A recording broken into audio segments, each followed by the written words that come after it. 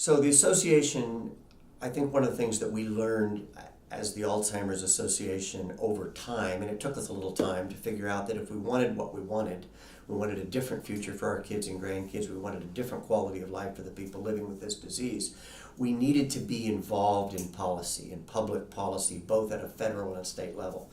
And we've gotten better and better and more engaged, and our investment in that area is larger than it used to be.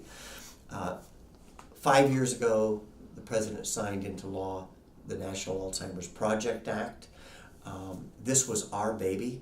It was a stealth bill because it had no money attached to it, and it passed unanimously. Both sides of the aisle got on board and supported this.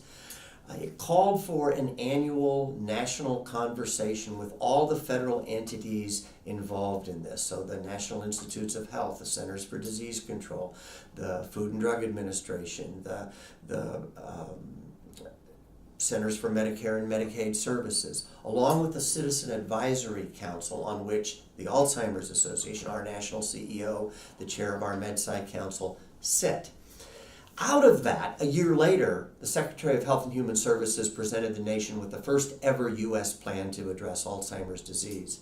And this past winter, the first major increase in many years, an additional $350 million to Alzheimer's funding. Let me back up a minute and say that the National Alzheimer's Plan calls for disease-modifying treatments by 2025.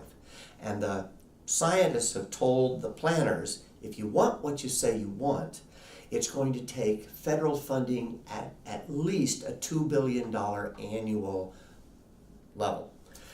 So last December, the Congress added an additional $350 million, a 62% increase to the baseline of National Institute of Aging funding for Alzheimer's science. Now that gets us almost to $1 billion.